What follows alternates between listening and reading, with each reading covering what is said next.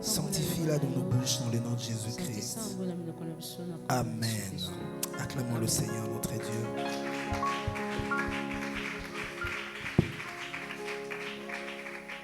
Je serai très bref.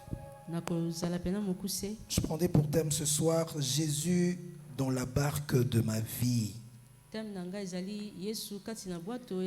Est-ce que tu peux dire après moi Jésus dans la barque de ma vie? Jésus dans la barque de ma vie. Encore plus fort, Jésus dans la barque de ma vie. Jésus dans la barque de ma vie. Bien-aimé, voici deux choses que je te propose que tu vas retenir ce soir. La première des choses est qu'il est important pour tout enfant de Dieu de savoir que les combats et les épreuves feront toujours partie de notre vie.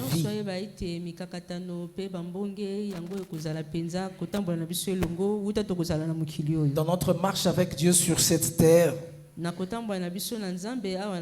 n'oublie jamais que les combats et les épreuves seront toujours là. Les combats se lèveront toujours. Les épreuves se lèveront toujours devant toi. Alors n'oublie jamais que ça fera toujours partir de ta vie dans ta marche avec Dieu. J'aimerais parler à un victorieux d'hier. Tu as remporté la victoire hier. Mais aujourd'hui, il y a encore une victoire à remporter. Tu as gagné la bataille hier. Mais tant que tu vis encore, ce n'est pas encore fini. Il y a encore des batailles à remporter. J'aimerais te rassurer ce soir. J'aimerais te rassurer ce soir qu'avec Jésus, tu vas toujours remporter la bataille. Oh, je disais que tu vas toujours remporter la bataille. Les combats, les épreuves feront toujours partir de nos vies. Dans Jean 15, 20, Jésus dit: ils m'ont persécuté, ils vous persécuteront aussi. Alléluia. Amen. Donc Jésus a promis cela. La persécution, les combats, les affrontements seront là. Alléluia. Alléluia. Bien aimé, si je te dis qu'en Jésus tout sera bien, nous vivrons en paix sans rien, je ne te dirai pas vrai. La vérité est que les combats se lèveront à gauche, les épreuves se lèveront à droite. Mais avec Jésus, avec Jésus, or je dis avec Jésus, nous serons toujours victorieux. Alléluia. Amen. Alléluia. Amen. Dans Psaume 91, la Bible dit que 10 000 tombent à ta droite et 1000 à ta gauche. Tu ne seras pas atteint. Que 10 000 tombent à ta droite et 1000 à ta gauche. Tu ne seras pas atteint. La Bible ne dit pas que 10 000 ne tomberont jamais à ta droite. La Bible ne dit pas que 1000 ne tomberont jamais à ta gauche. Non, la Bible te prévient qu'ils tomberont à ta droite et à ta gauche. Tu sembleras ne pas avoir de secours. Mais il y a une assurance que la Bible te donne. Il y a une certitude que la parole de Dieu te donne. C'est que tu ne seras jamais atteint. Tu ne seras pas atteint. En fait, c'est lui qui dit ça, c'est la parole de Dieu. Ce n'est pas moi qui te promets, mais c'est Dieu qui te promet. Voilà pourquoi n'aie pas peur. N'aie pas peur lorsque tu es en face d'un combat ou d'une épreuve.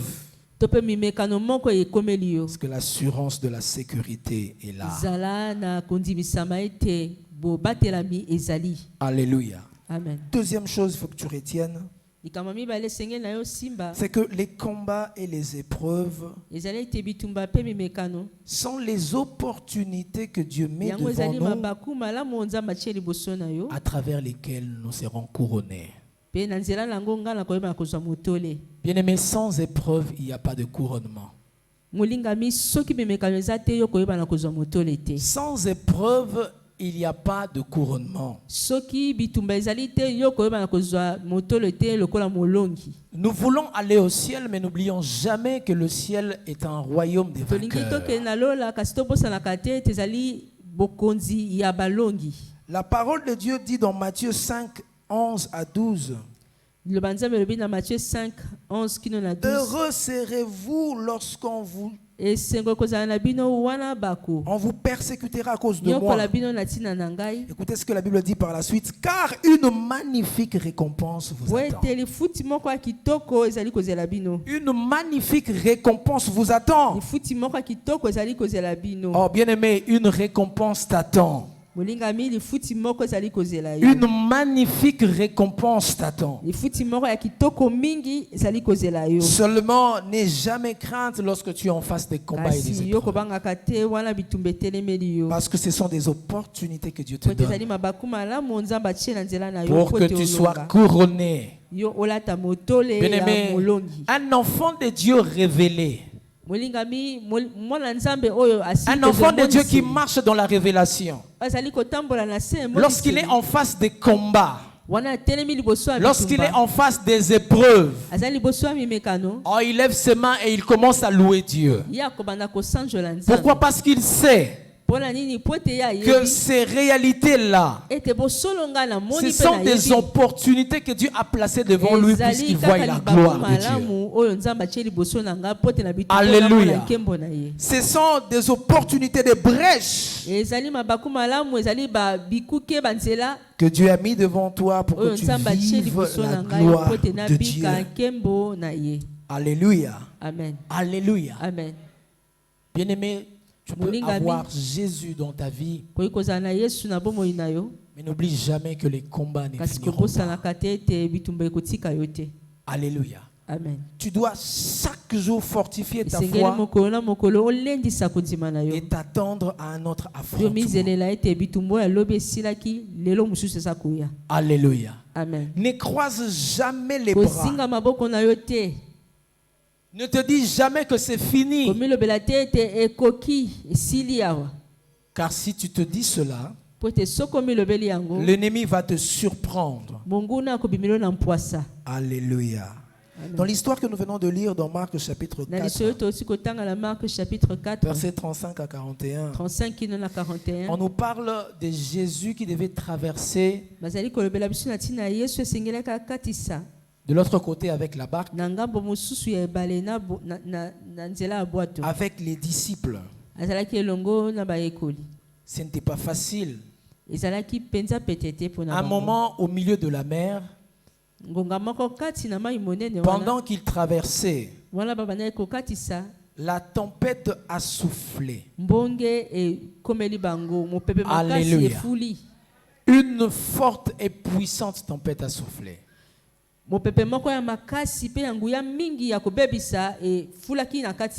Dans un seul objectif de détruire la mission de Jésus. Qu'il ne puisse pas arriver là. Que les disciples ne puissent pas arriver là. Alléluia. Il y a deux choses autres que j'aimerais que tu écrives, qui font partir de la réalité de cette histoire.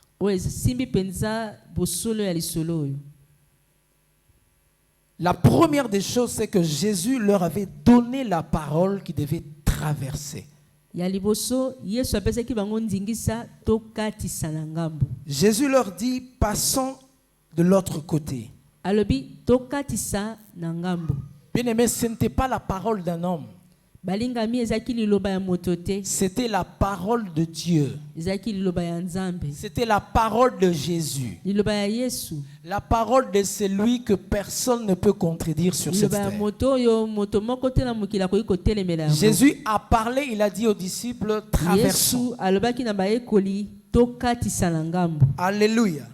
Le problème, ce n'était pas des combats qui devaient venir. Parce que le combat faisait partie de la réalité de la mission. Le problème, ce n'était pas la tempête. Le problème, ce n'était pas le vent qui soufflait.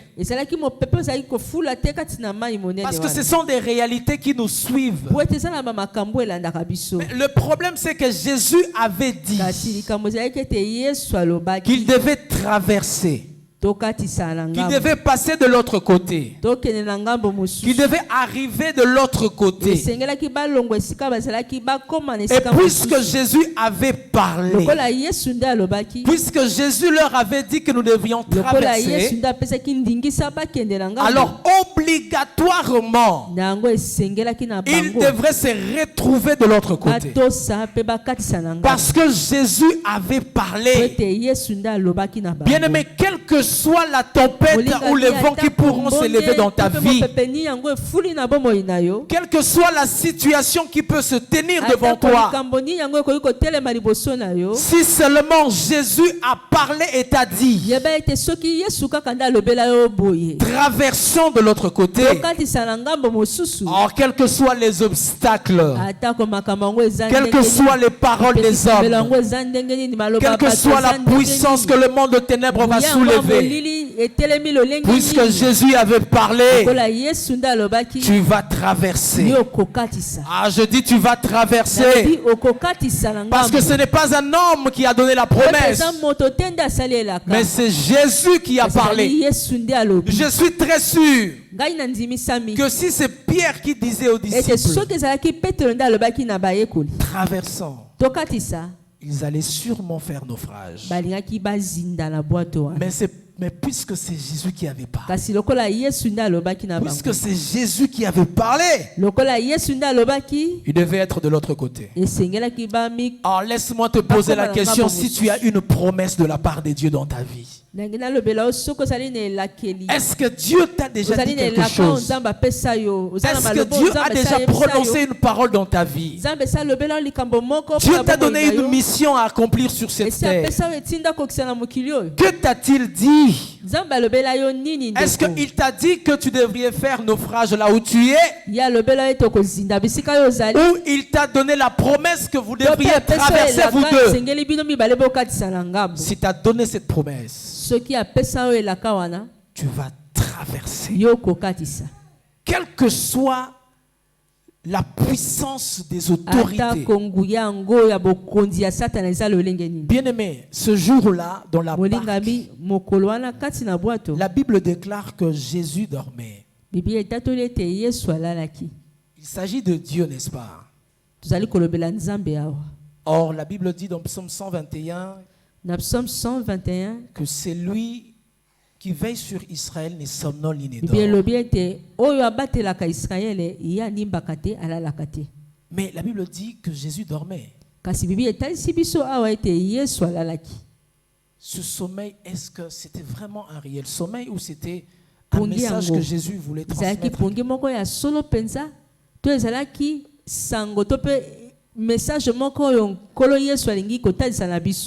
J'aimerais dire à quelqu'un que Dieu ne dort jamais. Lorsque la Bible parle de Jésus dormait, dans un langage prophétique, la parole de Dieu veut dire tout simplement que Jésus observait de façon éclipsée la foi de ses disciples. Et il ne s'agissait donc pas d'un sommeil comme nous le savons. Il s'agissait donc d'un silence divin. Bien-aimé, dans ta marche avec Dieu, il y a des fois où Dieu sera silencieux. Il semblera dormir parce qu'il ne dort pas. Il semblera être loin. Alléluia. Mais ce silence-là, c'est un silence d'observation. Il regarde ta foi. Voilà pourquoi quand les disciples l'ont appelé, ils ont dit, maître, tu dors pendant que nous mourons. Ça te plaît vraiment que nous puissions mourir? Tu dors. Jésus les regarde. Il dit, jusqu'à quand croirez-vous? Jusqu'à quand croirez-vous? Alléluia. Amen. Il leur pose la question, où est partie votre foi? Où est allée votre foi? Alléluia. Bien-aimé, le silence de Dieu n'est pas son sommeil. Car Dieu ne dort pas. Tout en étant silencieux dans la barque, il était au contrôle des choses. Il laissait que l'affaire puisse atteindre sa maturité pour que les disciples se sentent dans l'impossibilité afin qu'ils contemplent le Dieu de toute possibilité. J'aimerais dire à quelqu'un, lorsque tu seras dans les impossibilités, lorsque tu verras autour de toi aucune solution, lorsque tu verras autour de toi que du noir, le Dieu qui était silencieux va parler. Le Dieu qui était silencieux va se lever pour ordonner. La Bible dit, il se leva et il gronda la tempête. Je prie que Dieu puisse gronder les situations de ta vie. Bien-aimé, avec Dieu, ça ne se passe pas toujours de façon douce. Il y a des fois quand Dieu se lève, il se met en autorité divine. Il se met à gronder. Il se met à gronder. Alléluia. Lorsque Jésus s'est présenté devant le tombeau de Lazare, Jésus n'a pas demandé que Lazare sorte. Non. Il a ordonné. Je prie que Dieu puisse ordonner dans ta vie. Je prie que Dieu puisse donner des ordres afin que les esprits géants qui s'élèvent devant toi puissent te laisser. Bien-aimé, ces esprits-là qui s'étaient levés contre la barque, c'était des esprits géants. On parle de vent, mais la vraie traduction du vent, c'est esprit. C'était des esprits des eaux qui ne voulaient pas que les disciples aillent de l'autre côté. Ils s'étaient levés pour renverser la barque. Alléluia. Amen. La première des choses, si Dieu te donne la parole, si Dieu te donne la parole, aie foi. Accroche-toi à cette parole-là. Car ce qu'il a dit, c'est ce qui va arriver. Puisqu'il avait dit, traversons. Ils ont traversé. Deuxième chose, c'était la présence de Jésus dans la barque. Deuxième réalité de cette histoire, c'était la présence de Jésus. Qu'est-ce qui avait fait que les disciples puissent coûte que coûte arriver de l'autre côté? Ce n'est pas seulement parce que Jésus avait parlé, mais c'est parce que Jésus lui-même était là. Lui-même était dans la barque. Lui-même était dans la barque pour les sauver. Bien aimé, c'est lui qui était dans la barque, c'était plus qu'une arche. Il était plus que l'arche de Noé qui a sauvé des générations. C'est lui qui était dans la barque ne pouvait jamais permettre à ce que cette barque puisse chavirer. Bien-aimé, dans les situations difficiles de ta vie, tu dois apprendre à vérifier si Dieu est avec toi. Tu dois apprendre à vérifier si Dieu marche avec toi. Lorsque tu vois les tempêtes s'élever dans ta maison, lorsque tu vois les tempêtes s'élever contre ta santé, apprends à vérifier si Jésus est avec toi. Si Jésus est avec toi, tu vas passer de l'autre côté. Si Jésus est avec toi, tu vas traverser de l'autre côté. Alléluia. Voilà pourquoi je prie ce soir que Jésus entre et demeure dans ta vie. Que Jésus entre et demeure dans ta maison. Que Jésus entre et habite dans ton travail. Or qu'il entre dans ta foi et qu'il habite dedans. Que Jésus entre dans ta marche avec lui et qu'il soit ton compagnon. Oh, je le déclare dans ta vie au nom de Jésus. Que tu ne vis plus seul, mais que tu sois accompagné de Jésus. Afin que n'importe quelle tempête qui s'élèvera, que tu aies ton Dieu à tes côtés, qui va donner des ordres. Alléluia. Amen. Alléluia. Amen. Ma prière est que Jésus habite dans la barque de ta vie. Que Jésus habite dans la barque de ta vie. Lorsque tu es dans des situations difficiles, apprends à vérifier si Jésus a toujours sa place dans ta vie. Alléluia. Parce que dans Jonas, chapitre 3, la Bible nous parle de l'histoire de Jonas qui était dans une barque défiant la volonté de Dieu. Mais à cause de sa rébellion,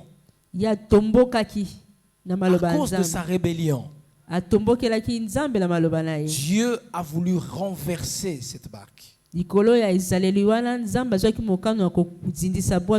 Il suffisait simplement qu'on enlève Jonas et qu'on le jette dans l'eau. Pour que cette barque-là, pour que ce bateau-là puisse avoir le calme. Parce que le calme règne. Alléluia. Tant que Jonas était dans cette barque-là, la barque voulait chavirer. Alléluia. Ce soir, j'aimerais que tu enlèves tous les Jonas dans ta vie pour que tu laisses la place à Jésus. Tout ce qui a pris la place de Jésus dans ta vie puisse partir afin que Jésus reste dans ta barque. Pour que tu ne puisses pas chavirer. Pour que tu puisses arriver de l'autre côté. Alléluia.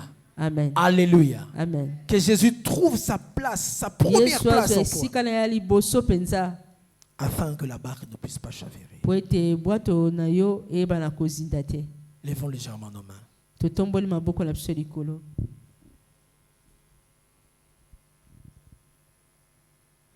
Na belema na yo, na belema na yo, na belema na yo, Zambe nanga, oh na belema.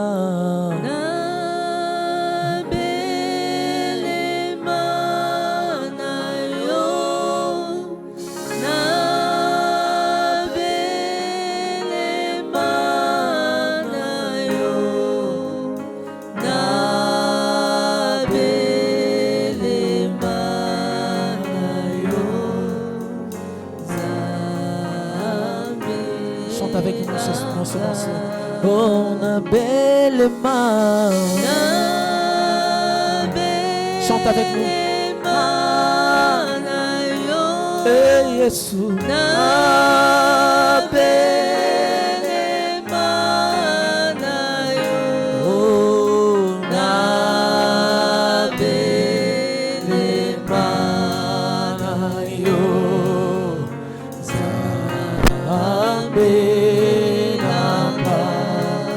Yesu aye, Yesu aye, kopesa bomoi. Yesu aye, awanase. Yesu aye, kopesa bomoi. Yesu, Yesu mobikisi. Ah, Yesu aye, Yesu aye, kopesa bomoi. Yesu aye, awanase. Oh Yesu, Yesu aye, kopesa bomoi. Yesu mobikisi.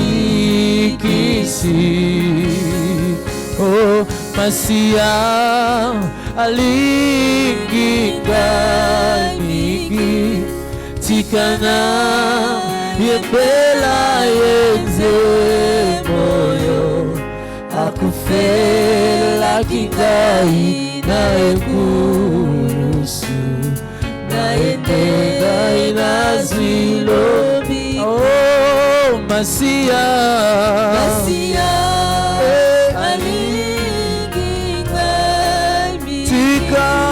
tikana yembela yenze moyo akufera kingai na ekulusu na ede nazilobiko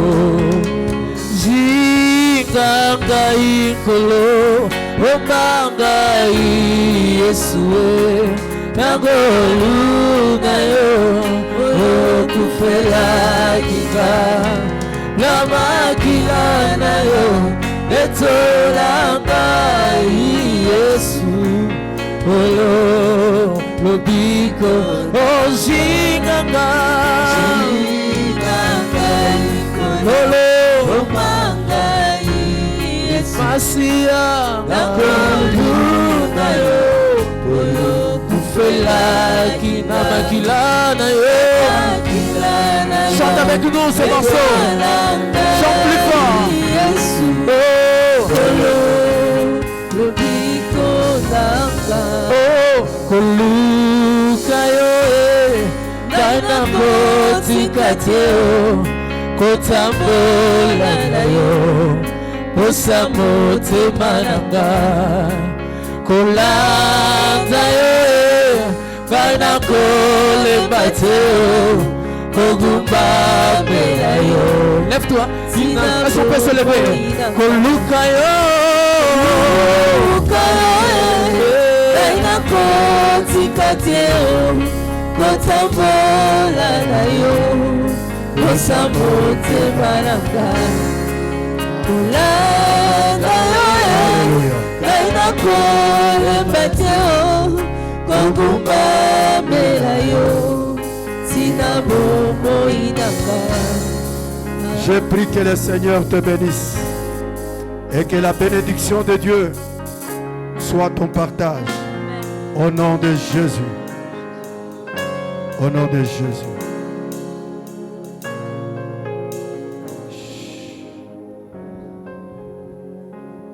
Le Seigneur est merveilleux. Il a guéri, il a délivré.